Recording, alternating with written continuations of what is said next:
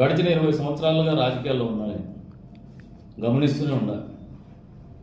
ఎవరైనా మంచి చేయాలనే తలంపుతో రాజకీయాల్లోకి రావాలంటే స్థానికంగా నాయకులని చెప్పుకునేటువంటి దగాకోరులు, మోసగాళ్ళు ఉన్నారు.